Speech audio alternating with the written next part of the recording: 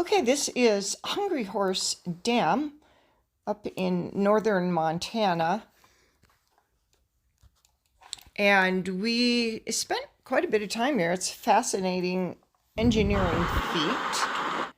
And as we're going across, I'm just pointing out a few of the highlights. This is a huge lift for if they have to do any construction, they use that for moving the machines and stuff. It runs on two like railroad tracks all the way across the bridge in case, for during repairs. Okay, so we're driving across the dam and you can see the reservoir is really just beautiful. A lot of recreational opportunities around here. The Bob Marshall Wilderness was back in there. And we had an opportunity to visit with intern in the information center, and so she provides us with a lot of information. She let me film her as she was talking to us, so that's what the bulk of this video is about, providing us information about the building and the construction of the dam. So if you're interested in how this was constructed and what some of the elements are, keep watching. It's fascinating. It's just fascinating that they could do this. And this dam was mostly built for flood control, not so much for producing energy. And however, it does produce energy, as I think she talks about that. Now, the legend is that a couple of loggers lost their horses and they found them several months later and they were really hungry, and so the name just stuck. They have a town called Hungry Horse. This is Hungry Horse Reservoir, and of course this is Hungry Horse Dam.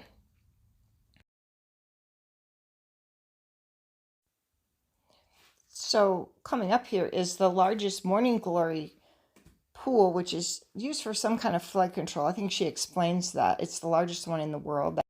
This is our morning glory spillway, the glory hole, or the emergency spillway.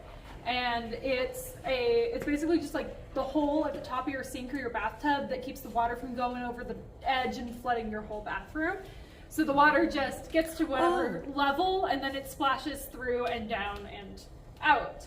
So here's at the base of the dam. This is our powerhouse. This is where the generators are. This is where we're creating electricity. When you're looking down, there's a little building with a brown roof.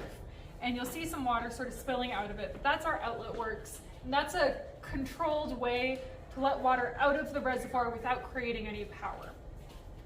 Well, if we need to let more water out, then we can handle with either of those two systems, and we kind of need water out of the reservoir. Yesterday, we actually have a little bit of control over water going into this spillway. So there's a metal ring and it raises about 12 feet out of that concrete base. There's a hydraulic system and we can control it. After that point, setting that height, water's gonna do what water's gonna do. It's gonna flow through, follow gravity. We can't control it anymore. There's no gates on the inside. And that's used in the spring during big This is runoff, never used. Big runoffs. No. So this is our last resort water out. The outlet works, which is the 3 tubes that bypass, those would be used during spring runoff. Our main goal is flood control, so sometimes we need to let more water out than we need to create power, and that's where those outlet works come in. We can also work within our system and with BPA, the Bonneville Power Administration, who controls the grid and gets our power after we generate it.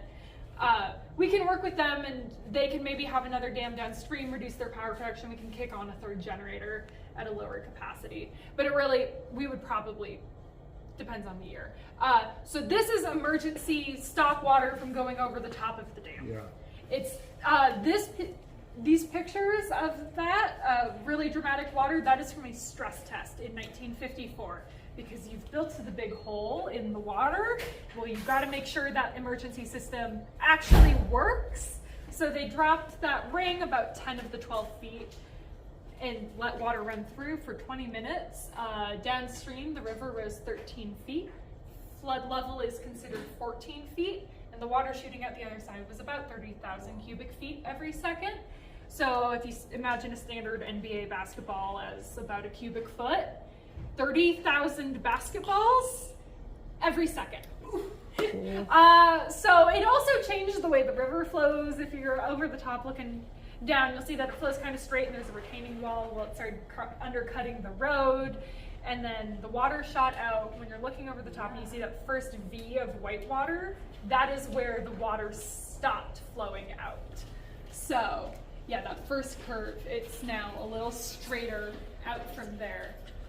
So that diversion tunnel I was talking about, the last couple hundred feet of that would have come out right here in this channel. When you're looking over the top, you see the powerhouse in the middle, you see the brown roof building, and then you see this sort of chute.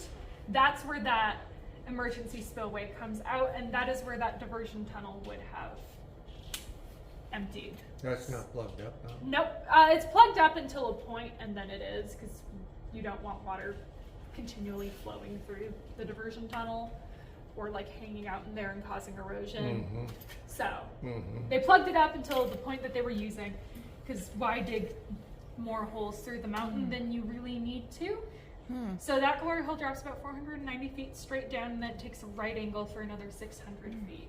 Are you an engineer? My training is actually in history, but history, you end up learning a lot of different things about the past and how things used to be. So translated actually really well into a communications job. Yeah, good job. Wow, that's very interesting.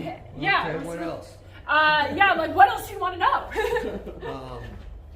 Did you tell her you inspected? Well, I wrote a discharge permit from the state of Montana. Oh, okay. For them discharging water. Yeah. And I'd come up and inspect the dam and the permit to see that they were in compliance. Okay. Well, that was years ago. Yeah. 80s?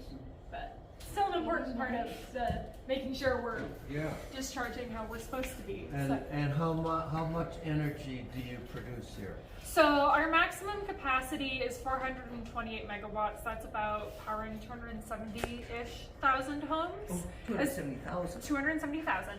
Oh. Give or take a little bit, assuming average 4 people per home, average appliance. With all the high efficiency appliances, it could probably kick it up a few notches. But that would be with all 4 generators on at full blast. Well, our main goal is flood control rather than power supply, so we produce a little bit of power, but like that's coming second to managing the river stuff downstream. Where does the power go that you do generate? So the power goes out the dam, and then it goes to a switchyard, and BPA, the Bonneville Power Administration, owns that switchyard, and they power Northwest Montana, Idaho, Washington, Oregon, a little bit of Northern California, and a little bit of Southern Canada based on the Columbia River watershed. So our power could theoretically, based on the grid and its magical ways, I understand a lot. I don't understand how power grids work. Yeah. Except that they're self-contained and not. But so it could be anywhere within that grid. A good chunk of it does stay pretty local, but That's what I was going to ask. Would this power go directly to Kalispell? some of it will stay in the Flathead Valley. It's like, I think something like 17-20%, depending, give or take. Numbers are fudgy. Changes all the time. So is going to stay within the valley, but we're also picking up power from either other resources or other areas along that grid network. Now, what happens in situations like this year where it's relatively low? So we're actually kind of sitting where we normally would for the year at this point. A little low maybe, but most of our water is coming from snow runoff, and so it's about mid-July we hit our mid-July we hit our peak. Okay. Depending on how much snow we have, when it runs off, how much rain we get, all the 1,000 factors. And so we're usually starting to drop down slowly over the fall and winter. We have to make room for all that new snow to come in. Yeah. So you're about right then. We're about right. We're gonna start. We try to keep it as full as we can over the summer for recreation, and then also storage, because there's not a lot of new water coming in over the fall and winter. So Great. we'll change it based on flood needs, water irrigation needs are part of that. Whatever the stream flow needs to be at, and then also power demands will change how we're letting that water out. Okay, now let me quiz you. Okay. How many cubic yards of concrete in that dam? About 3 million, 3 million cubic yards. give or take a little bit. Yeah. Wow. So. I can't comprehend that. It's a lot. How many basketballs? Kira, so probably. I'm like, Kira, you're better at math. What's the cubic New yard? York The City dump? to just outside San Francisco. We could pave a road. Wow. Much concrete is Very interesting. Thank you very much. Thank you. What was your name? My name's Bridget. Bridget. Very thank good, you. Bridget. job. Thank you.